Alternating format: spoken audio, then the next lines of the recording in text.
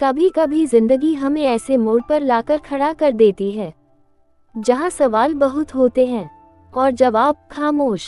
जैसे कि इस एक फिल्म में, जिसके एक अलग पहलू को हम देखेंगे।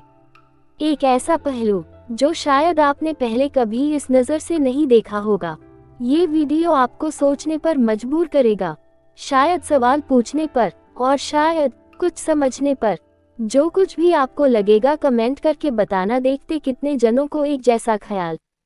हिंदी सिनेमा के इतिहास में आमिर खान का नाम उन कलाकारों में गिना जाता है जिन्होंने न केवल अभिनय के स्तर को ऊंचा उठाया बल्कि व्यावसायिक सिनेमा की दिशा भी बदली। दिसंबर का महीना आमतौर पर उत्सव, परिवार और खुशियों से जुड़ा होता है, लेकिन बॉलीवुड के लिए 25 दिसंबर की तारीख एक ऐतिहासिक मोड़ का प्रतीक बन गई, जब लगातार 2 वर्षों में एक ही अभिनेता की 2 बिल्कुल अलग प्रकृति की फिल्में रिलीज हुई और दोनों ने बॉक्स ऑफिस पर नए मानक स्थापित किए। ये कोई साधारण संयोग नहीं था, बल्कि यह एक ऐसे कलाकार की सोच, चयन और जोखिम लेने की क्षमता का परिणाम था जिसने दर्शकों की अपेक्षाओं को चुनौती दी और उन्हें नई तरह की कहानियों से जोड़ा।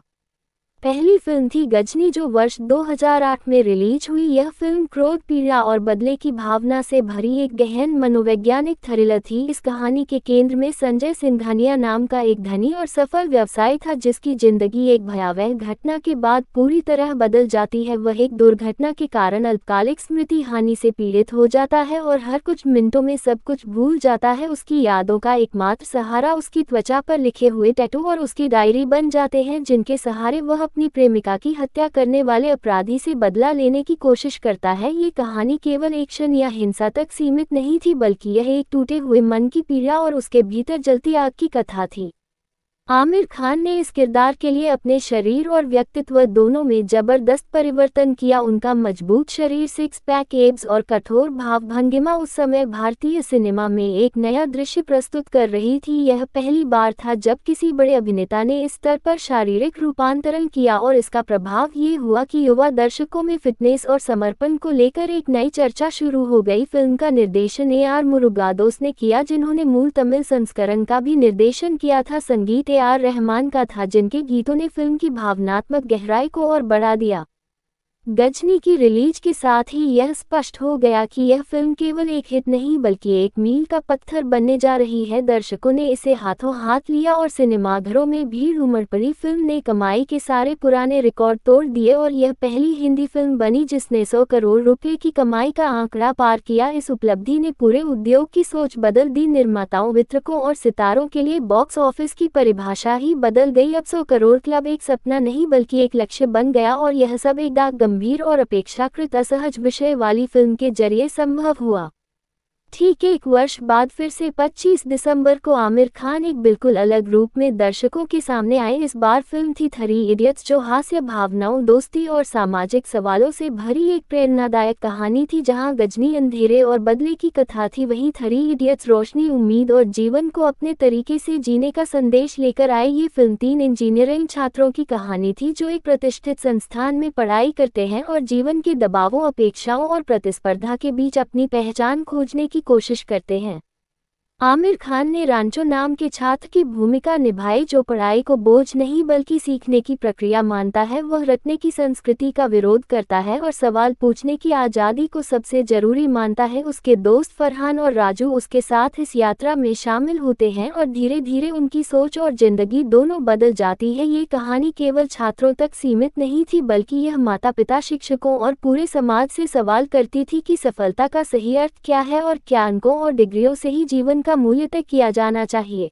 राजकुमार हिरानी के निर्देशन में बनी इस फिल्म की खासियत ये थी कि यह गंभीर मुद्दों को भी हल्के फुल्के हास्य और गहरी भावनाओं के साथ प्रस्तुत करती थी। दर्शक हंसते भी थे, रोते भी थे और अंत में अपने जीवन पर सोचने को मजबूर भी होते थे। फिल्म के संवाद सरल लेकिन असरदार थे और संगीत ने कहानी को और भी यादगार बना दिया। ऑल इज वेल जैसे गीत एक सांस्कृतिक प्रतीक बन गए और आज भी लोगों की जुबान पर हैं।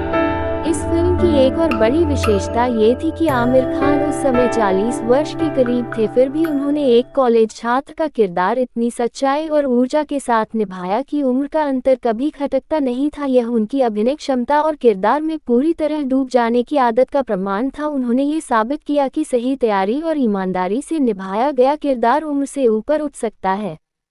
थ्री इडियट्स ने रिलीज होते ही बॉक्स ऑफिस पर तहलका मचा दिया। इसने न केवल गजनी के रिकॉर्ड तोड़े बल्कि उन्हें कई गुना आगे बढ़ा दिया। फिल्म ने घरेलू बॉक्स ऑफिस पर 200 करोड़ से ज्यादा की कमाई की और विदेशों में भी इसे अभूतपूर्व सफलता मिली। खासकर एशियाई देशों में इस फिल्म ने भारतीय सिनेमा के लिए नए बाजार खोले। ये कई वर्षों तक दुनिया भर में सबसे ज्यादा कमाई करने वाली भारतीय फिल्म बनी रही और इसने पुरस्कारों की झड़ी भी लगा दी। इन दोनों फिल्मों की सफलता का असली महत्व केवल आंकड़ों में नहीं बल्कि उनके प्रभाव में छिपा है। गजनी ने ये साबित किया कि भारतीय दर्शक गंभीर और गहरे विषयों वाली फिल्मों को भी अपनाने के लिए तैयार है, बशर्ते उन्हें ईमानदारी और तकनीकी मजबूती के साथ प्रस्तुत किया जाए। वहीं थ्री इडियट्स ने ये दिखाया कि मनोरंजन के साथ साथ सामाजिक संदेश देना न केवल संभव है बल्कि बेहद सफल भी हो सकता है। आमिर खान ने इन दो फिल्मों के जरिए ये स्पष्ट कर दिया कि एक सुपरस्टार होना केवल चमक दमक और भीड़ खींचने का नाम नहीं है बल्कि जिम्मेदारी और दूरदृष्टि का भी प्रतीक है। उन्होंने जोखिम उठाया, सुरक्षित फॉर्मूलों से बाहर निकले और दर्शकों को नई सोच, नई कहानियों और नए अनुभवों से जोड़ा। 25 दिसंबर की ये दो तारीखें इसलिए खास हैं क्योंकि उन्होंने हिंदी सिनेमा की दिशा बदल दी और ये दिखा दिया कि अगर इरादे मजबूत हों तो एक कलाकार अकेले भी पूरे उद्योग की सोच को नई राह पर ले जा सकता है।